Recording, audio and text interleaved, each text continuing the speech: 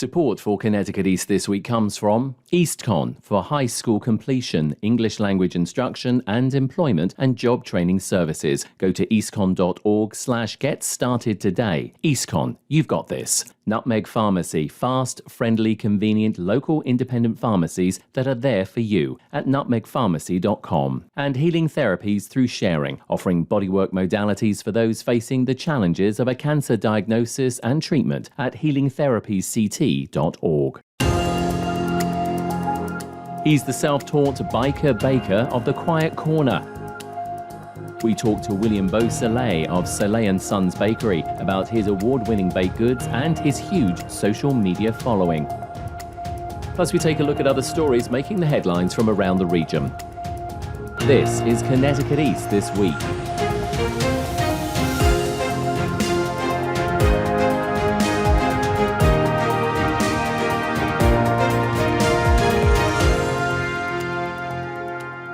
Hello, I'm Brian Scott Smith. It's that time of year, the holiday season, when all our good intentions go out the window as the weather gets colder and we turn to more comfort foods to help celebrate the season. And what better comfort food than baked goods, either made at home or from your favourite bakery. If you're fortunate enough to live in the Woodstock area of the Quiet Corner, then you'll know all too well the go-to destination of Soleil & Sons Bakery on Route 171. I caught up early one morning with bakery owner Beau Soleil and his team at the now famous bakery to find out the secret to their continued success. Bill, we know you're incredibly busy. It's like it's the holiday time. You've allowed us to come in.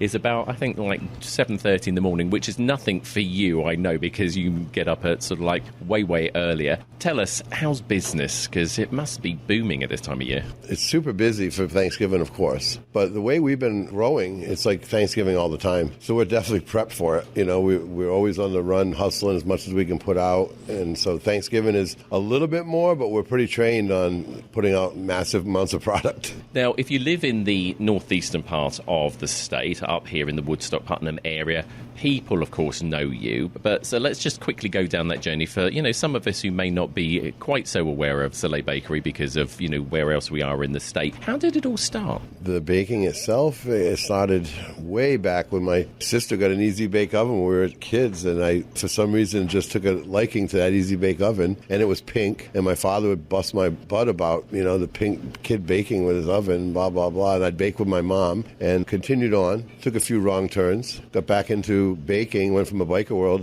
back into baking, went from running security businesses and bouncing to baking, and about 27 years ago, I opened a restaurant. Before that was a little baking, and I became a head baker at a small bakery. Then I opened the restaurant, Bill's Bread and Breakfast in Putnam, and then from there I realized I didn't want to do short order cooking. I was Gordon Ramsay before Gordon Ramsay, okay? I would get stressed out, the pressure, Did 5 years there of that, then sold that and bought a bakery out in Southbridge, Mass, and baked all night long, loved to listen to music, nobody's coming in, hurry up, I need my omelet, just baking, so much calmer. So that's how I got really started, and then from there we continued growing on. I sold that place eventually and went through some more wrong turns, and then here I am at Soleil. Finally, I think I got it all right. You were saying, I think, like next year it's going to be 12 years in business, and for about 10 or 11 of those years, you've won awards consistently, which is amazing because before we started doing the interview, you were saying you're completely self-taught. Yep, I'm self-made from scratch, I say. We've won Best of Connecticut, Best of Northeastern Connecticut. It started back with the Norwich Bulletin. I think it was in like 2013 or 14 we got our first one. So it's been about 9 years consecutively for those Best of Reader's Choice, Best of Connecticut. I just most recently this year got Best of New England from Yankee Magazine. Huge honor, We need a bigger wall of plaques everywhere. The biker thing, tell us a little bit about that, because you're not going to tell us all about that because we had a quick off-mic conversation about it. But, you are known as the biker baker. Correct. I came from the biker world, which was riding with motorcycle clubs, not just a guy who rode and ride his Harley on the weekends, We were a serious business. It was back in the old days, we were a lot of biking, but we did a lot of charities, and, that's how I really got my idea of cooking and things. I'd cook for these big parties, and they were like, Bill, you need to cook for this next one. Bill, we need you over here. And I actually would just cater big, huge biker events with like 20 turkeys for the Thanksgiving meals and things. And like I said, that was I I changed the I in biker to the A in baker, and I changed my life from it wasn't a bad life, but I wasn't a happy person. You know, I was more of I hadn't healed enough yet personally. Just so in case people aren't aware of what Beau Soleil looks like, you've got tattoos, you've got a T-shirt on. I don't know if there is a typical look for a baker, but I don't know if people would instantly think that's the type of job that you did if they met you. Correct. I was head bouncer in bars for years, and I actually have a T-shirt with a skull and rolling pins, and it says baking breads and busting heads, because that was the joke, because I went from running a security bouncer business to baking bread, and they were all like, this guy's going to go from busting heads to baking breads, you know? And then, no, if someone asked for a cream puff, I turn around and say, what'd you call me?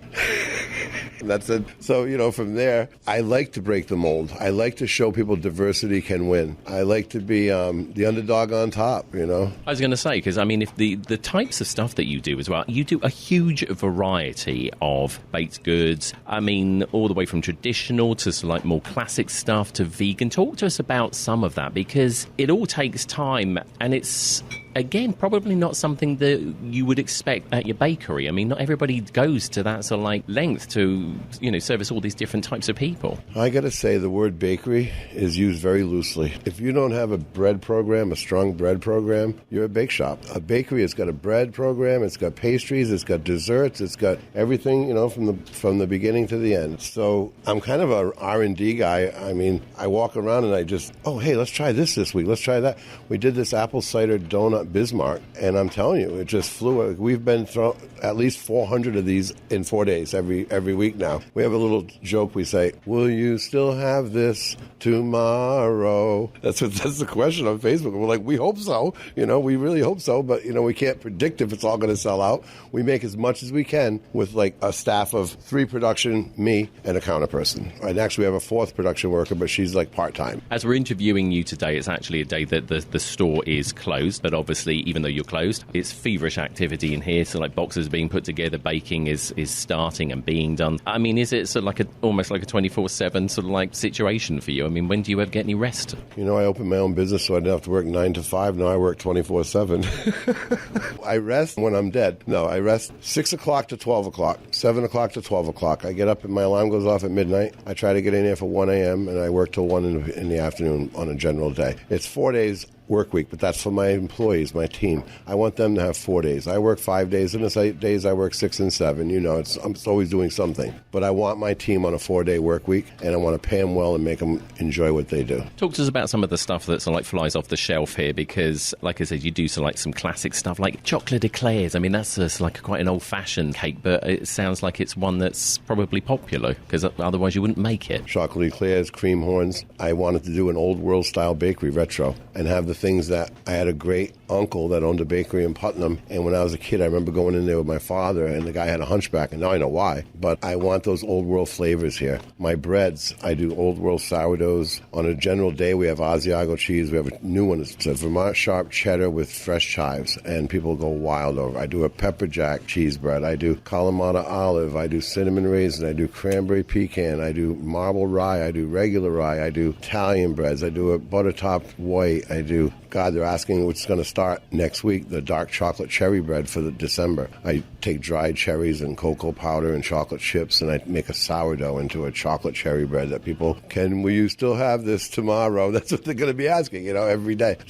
I have a lot of people that follow what I do on Facebook and things, so I want to say this: if you can't keep up, take notes. I'm always changing stuff, and I'm, you know, they're like, oh God, I'm going to make that strawberry Bobby did, and then I'm doing something different the next week. You know, I keep it going, keep it fresh, keep it exciting, keep people wondering what we're going to have today, you know? Yeah, I was going to say, I mean, looking at your Facebook page, I think you've got something like about 18,000 followers, which is phenomenal for, you know, a bakery business. You're also very much up on your social media, from TikTok. I mean, you're constantly doing videos. The passion just flows through. You only have to watch the videos and so like see what you're doing. Where does all of that come from, do you feel? I mean, I know you said that, you know, you got into this at a young age, and so like, and you started and then pivoted and came back to it, but where's the passion come from? Inside. My desire to create, my desire to make good things, quality items, my desire to please the public with the best they can have. I hear it a lot. That's the best I've ever had. That's the best I've ever had. And that's going to, eventually grow into something really huge, because we're a destination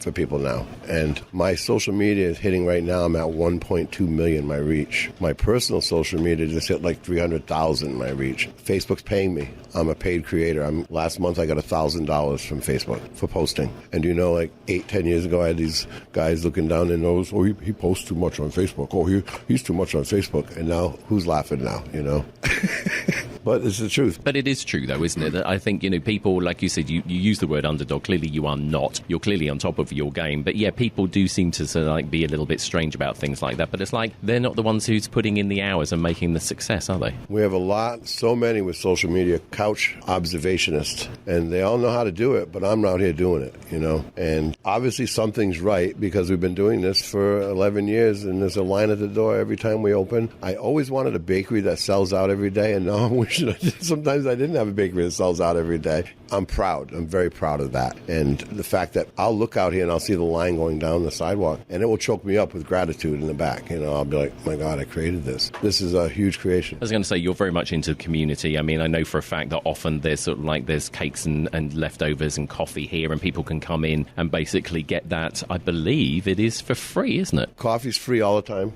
We used to do free coffee Fridays, and when inflation started hitting about a year ago, I kind of made a little pun on the free coffee because everybody was complaining about everything rising in price. So I put a post, I said, due to the inflation, the free coffee Friday, making them all think, oh no, it's going to go away. It's going to become every day now. We're open 4 days a week, but it's free coffee every day. And it's always a little basket near the coffee. It says free to a good home. You can walk in here, grab a pastry out of that basket if you're having a low week on cash, you're low on cash this week. You can grab a pastry and a free coffee or a tea or whatever we serve over here hot. Iced coffee you pay for. But you can grab that and leave and get through the week if you're hungry, I always have a free loaf of bread. If somebody comes in and they need a bread, we give them a free loaf of bread. If you get peanut butter and jelly and a family at home, a loaf of bread can help you eat that night. Talk about your other charity stuff as well, because like I said, I know that you've got a huge heart as well. I mean, we're stood by the holiday toy drive. Talk to us about that, because that's yet another of the things that you do. Yeah, we do a lot of community toy drives. We do the food for Thanksgiving, giving away turkeys at Thanksgiving. It just comes from, I came from a corporate world. I worked for a corporate company for years in a supermarket world for 5 years, and I saw so much getting thrown away that I was like, so I'm not going to, one, throw away the product here to a pig farmer. I'm going to make sure it goes back to the community and people that are hungry. And two, I know what it's like to come from being hungry at times, but I was too proud to ever go to a place like that. So that's why I set it up so you don't even have to talk to anybody. I'll put breads out front so you can just pull up and take one. You don't have to be seen, as someone that's down on their luck this week. So it comes from a personal space for me,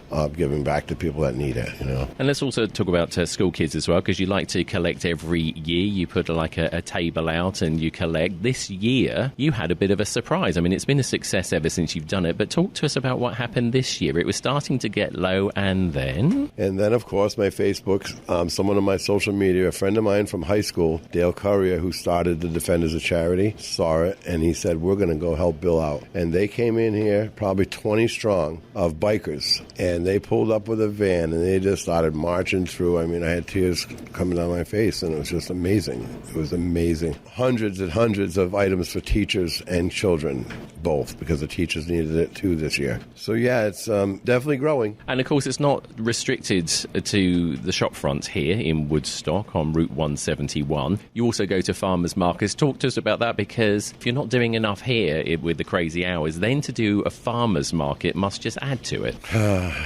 From June till the end of October, we fill 2 bakeries on a Sunday.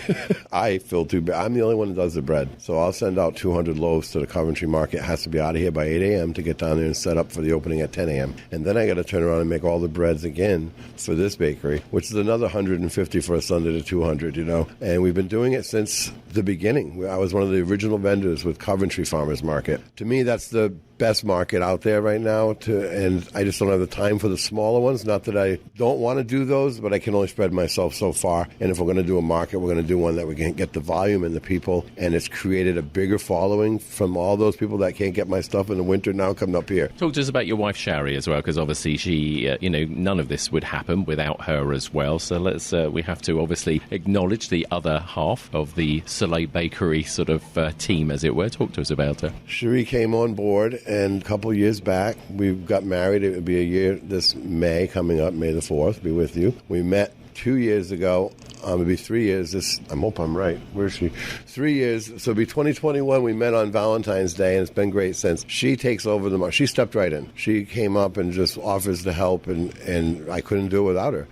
I would send somebody if I could find somebody. Everybody knows how the workforce is nowadays. She is a godsend to me and my business. Cherie is a big, big part of it, and she's not afraid of hard work. That's for sure. She hustles all that bread down there, gets all those things out of the cellar, the basement, to fill the van, fills the van with all the bread racks, all that stuff, brings it all down, sets up the easy up, sets up all that stuff, kills the sales, kills customer service. She's amazing. She's a great part of the business. Shari, we need you to come over here just for a quick second. Come and have it. We've just been talking about you. You are the other half of Soleil Bakery. What did you want to get involved with this crazy one for? You know what? I couldn't help myself. He's got a charisma that you just want to be around, and to be a part of the bakery and to learn everything that he's been able to taught me. It's been a really incredible experience, and to meet all the people that he's introduced me to, that's also been really fun too. I've told her, I says, I may not make you rich, but I'll definitely make you famous. You certainly will. We were just talking just before we grabbed you over, and I know you're busy, so we won't keep you too long, but we were talking about the farmers markets and that you've dove straight into those. Tell us about those, because that's hard work. It is. It's a long day for both of us, really. He's filling a bakery twice, and I'm loading it up and taking it all to Coventry, but it really is an awesome and amazing experience, first of all, to see all the people come out and tell me how amazing his breads are and all the creations we make, and people come from all over just to get the bread there, and it's fun. And it was fun when we first started. He would come with me, and to see everybody and how they interacted with him, it was just a really good time. So it's been worth it, all the hard work, definitely. And of course all the awards as well. I mean, that is incredible. To literally win an award nearly every year since you've started says a lot about the business, doesn't it? Oh yeah, definitely. It speaks for itself, really, at this point. As I said, we're into the holiday period here. I know you're busy, and you've allowed us to come in today and disrupt, obviously, production. So we'll sort of like get out of here fairly soon, because otherwise there'll be complaints from customers, sort of thing. What are you working on today? Today I'm planning to, first getting everything cleaned up and getting it prepped, and we'll probably be working on cheesecakes and pie crusts and getting all that rolled out, getting our numbers together, and getting all the orders ready for everybody that placed orders this month. Got a huge stack. We are recording this just before Thanksgiving, so we'll give that away. So, Bill, how many items have been pre-ordered? Because I hear it's ginormous. Yeah, total, like with all the different flavors. That's why we had to bring the flavor numbers down a little bit, because it gets too crazy when we have 12 different kinds of pies. But we're at close to 500 to make just for the orders, and then try to have extras for us as well here, Where do you put all of it? I mean, this is a fairly big shop front, and obviously you've got all the racks and the other stuff, but where do you put all of this stuff? Are you cramming it in home in the extra fridges down in the basement or something? And that's the trick. Last year it was 60 degrees,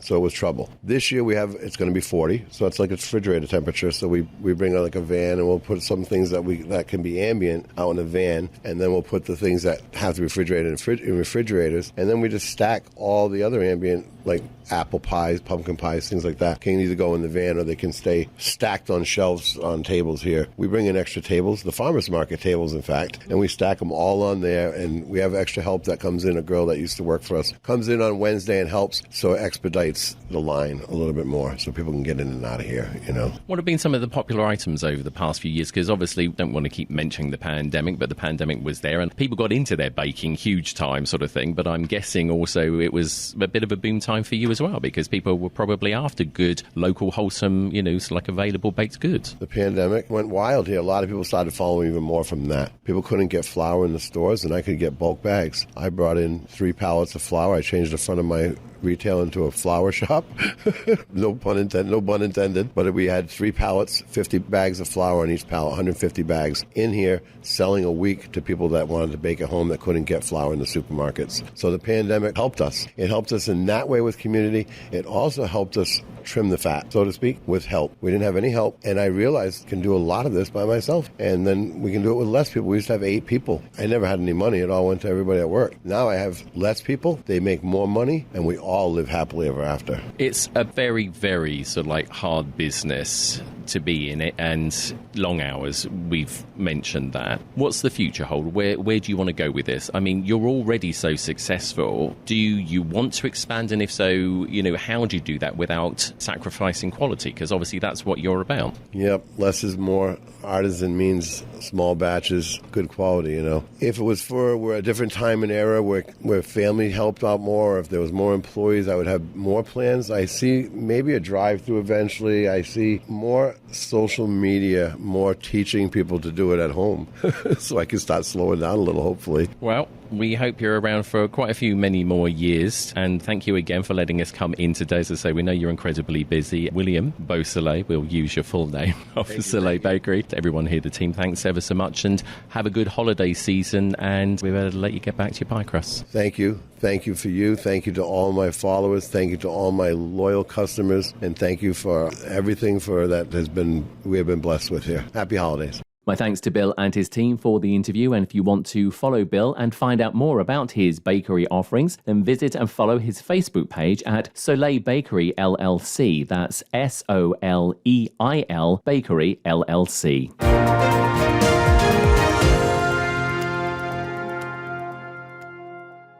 Connecticut East this week is made possible by EASTCONN. Want to finish high school? Enroll today in one of EASTCONN's free high school diploma completion programs offered virtually and in person. Earn your GED, NEDP, or credit diploma in as little as 6 months to a year with small classes and personalized attention. Succeed from registration to graduation with flexible classes that suit your busy lifestyle. Visit eastconn.org/get started today and take your first steps towards a brighter future. EASTCONN, you've got this. Nutmeg Pharmacy, your local independent pharmacy serving Higganum, Moodus, Centerbrook and Taftville, reminding you to get your flu, RSV and COVID vaccines now and protect you and your family. Open 7 days a week and with free local delivery. Find your nearest Nutmeg Pharmacy at nutmegpharmacy.com. And Healing Therapies Through Sharing provides oncology massage and other bodywork modalities for those facing the challenges of a cancer diagnosis. Cancer treatments can be brutal. Our professionals can help with hands-on services, support and resources. Cancer doesn't quit, and neither do we. Find out more at healingtherapiesct.org. Time now for a look at other stories making the headlines this week. The US offshore wind industry has been dealt another blow as 2 major heritage organizations based in Rhode Island have filed separate but similar lawsuits over 2 offshore wind projects. Greg Werkheiser is a partner with the law firm Cultural Heritage Partners, who worked with Cape May County in New Jersey and others in winning lawsuits that saw offshore wind projects Ocean Wind 1 and 2 cancelled by Ørsted, and is now acting for the 2 Rhode Island nonprofits. If they can't get it right in terms of the basic economics necessary to keep their projects going, why would those 2 communities trust Ørsted to predict the impacts on their local heritage tourism economies when the leaders of those companies have never set foot in Newport or on Block Island? And the answer is no sane person would trust them. The Preservation Society of Newport, that looks after historic mansions, and the Southeast Lighthouse Foundation, responsible for the lighthouse on Block Island, say the Bureau of Ocean Energy Management, or BOEM, who awarded licenses for wind farms on behalf of the federal government to foreign energy companies, has ignored the National Historic Preservation Act and the National Environmental Policy Act, 2 key pieces of federal law. Werkheiser says the 2 Rhode Island nonprofits are not against clean energy, just the way it's being done. If wind projects are going off our coast, they have to be done right. They have to be done legally. If that's the case, then you'll ultimately find our clients as supporters. But that has not been the case. And so they feel compelled to stand up, not just for these projects, for the future negative impacts of not standing up for these laws now. Connecticut East this week reached out to BOEM for a statement on this story, but have been told they do not comment on active investigations. And a spokesperson for Ørsted, whose 2 projects are being appealed against, said in a statement, South Fork Wind and Revolution Wind received federal construction approval approvals following years of reviews and scientific studies, as well as public comment and other stakeholder engagement. While we do not comment on pending litigation, we will continue our work to support Northeast states' clean energy and economic development goals by bringing well-paying jobs and local investment to the region. The two preservation organizations are hoping to slow down or stop work being carried out on South Fork Wind and Revolution Wind projects, and for BOEM to recognize their historic view sheds from being despoiled for the next 30 years. A recent report finds Connecticut could do more to strengthen its child behavioral health system. Edwin J. Vieira from the Connecticut News Service has this report. Connecticut and the U.S. are facing an increasing child mental health crisis, which was brewing long before the pandemic made it worse. A 2022 report finds suicide was the second leading cause of death for Connecticut teens aged 15 to 19. But Connecticut is making strides to provide an adept youth behavioral health system. Jason Lang with the Child Health and Development Institute describes one of the report's recommendations. The current reimbursement rates for many behavioral health services have not kept pace even with inflation over the last decade. So there's a large gap in terms of funding that's available to the providers that in turn is limiting their ability to attract behavioral health clinicians and staff.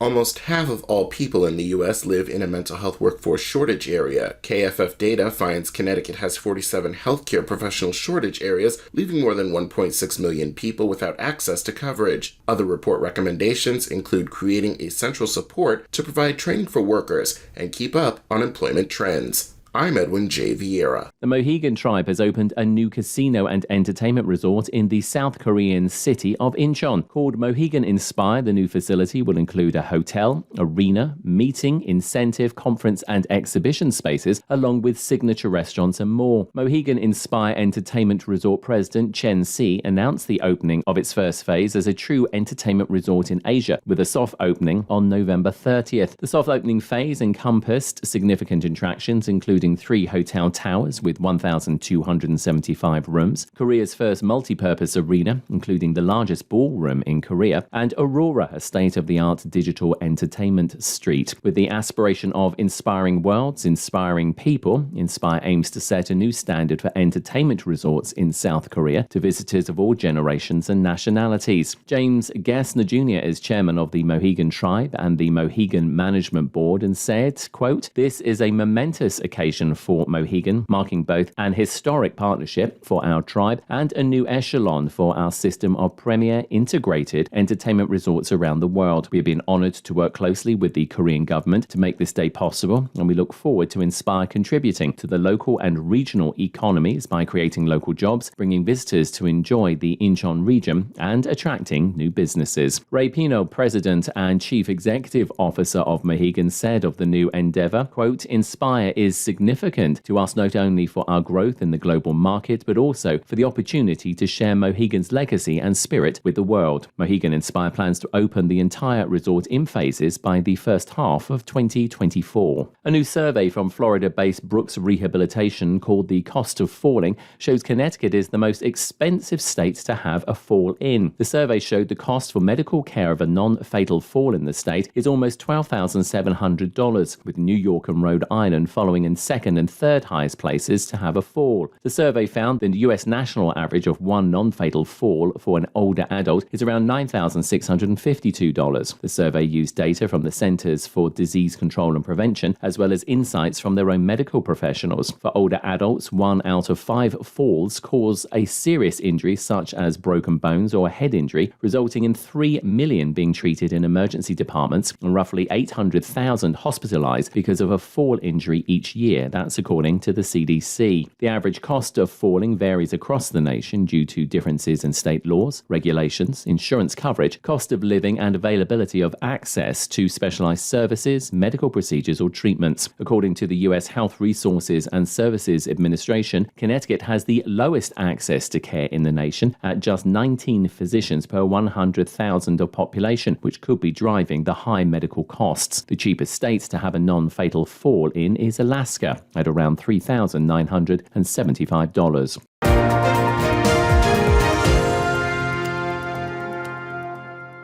That's all from us for this edition. Do send us your questions and story ideas to the show via our website at connecticut-east.com or Facebook or Twitter at Connecticut East and on Instagram at Connecticut East This Week. And you can listen to the show again on our social platforms, on demand, and by asking your smart speaker to play Connecticut East This Week podcast. And please like, follow, and share on your social media too. I'm Brian Scott Smith. Thank you for listening.